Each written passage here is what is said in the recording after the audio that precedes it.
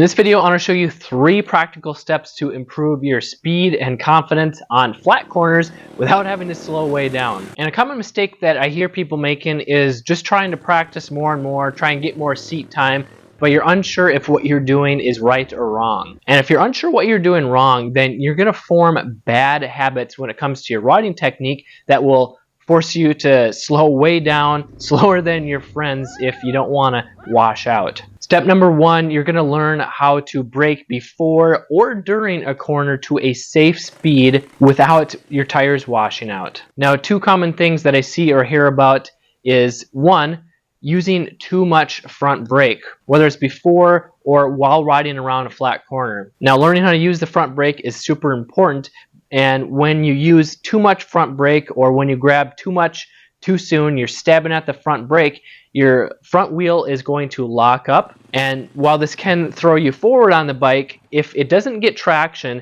it's more likely to lock up and slide out. Your front end's going to wash out and you'll be on the ground before you even know it, especially when you're already going around a turn. Because when it comes to the angle of your tire, it has the most traction when it's upright, but once you start leaning your bike, leaning the tire, you don't have as much potential traction. You can't use as much brake once you start leaning. That doesn't mean you shouldn't use any brake, because maybe you get into a situation where you're going around a corner and you find that, oh, you carry too much speed into it. Well, you need to slow down a little bit more. You can still use your front or rear brake. You just can't use as much if you don't want to slide out. Or the other problem is being afraid to use front brake because of the problems that I just mentioned, and only using your rear brake. But when you're new to riding, it's easy to have not very good feel of the rear brake because it doesn't take much pressure with your right foot to push down and lock up the rear brake. Get up, your rear end's going to start sliding out and you won't slow down as fast. And if you're only using the rear, you're not going to have as much braking power. Going down, the weight is going onto the front tire and it's unloading from the rear, so you can't put as much braking power into the rear without it locking up. Number 1 is using proper braking technique. And how do you do that? You need to start with that initial point of braking. And when you go to use the brake, you need to smoothly and gently apply it for that first initial 1% of braking. When you're accelerating or when you're cruising, it is pretty equally balanced on both tires. But when you start applying the brake, especially the front brake, that weight is going to shift forward onto the front tire. When you get more weight onto the front tire, that pushes the tire down into the ground more. You get more rubber on the ground, which gives you more potential traction, which means that you can apply more brake. So if you don't wait for that tire to compress into the ground to get more traction and you give it too much brake too soon, you're more likely to lock up that front wheel and for the wheel to wash out. Is knowing how much brake that you can apply at what rate. One of the things that I teach in my virtual dirt biker school, that you can brake faster without even have to think about what you're doing. Like when you're driving in the car and you don't have anti-lock brake system, ABS, and you slam on the brakes because there's someone ahead of you that stopped and you weren't paying attention.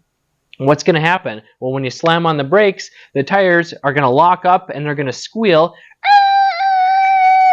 And when you lock up the tires, they're just going to be sliding and you're not going to slow down as quickly. It's the same thing for a bike, but since you only have 2 wheels, instead of just locking up, it's going to wash out because you have to balance too. And step number 2, you're going to have more traction on every corner, even if you have the same riding technique.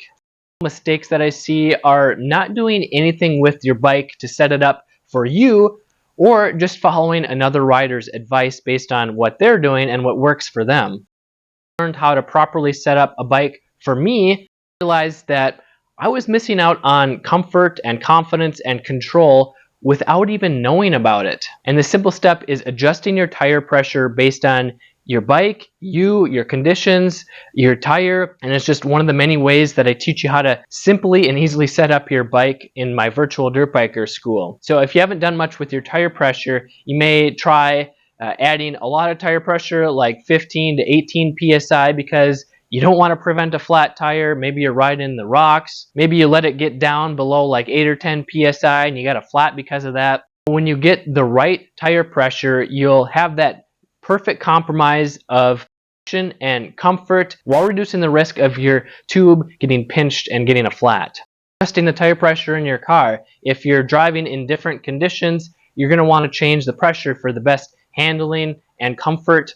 If you're driving a sedan, then you might want 35 psi in the summer, but when you're driving in the winter where it's cold or snowy, you might want to drop that down like 3 to 5 psi to get better traction. And step number 3, you'll have more confidence because you have better traction to increase your speed. And a common problem that I see, especially when teaching new riders, especially if you're used to riding a mountain bike or on the street, is just sitting in the same position on the bike. And while you can get away with that on the street, if you do that while riding a dirt bike, you're not going to have as much control if you want to do any type of turning or riding different terrain. And if you do just sit in the same position, well, you're more likely to have the front tire to slide out on you because you're not going to have as much traction. What do you do? Well, instead of sitting in the same position, when you're turning, especially on flat turns, you want to get your body position shifted over so that your body is over the weight of the tires. And whichever tire you feel has less traction, you want to shift your body weight towards that tire. Going back to riding on the street,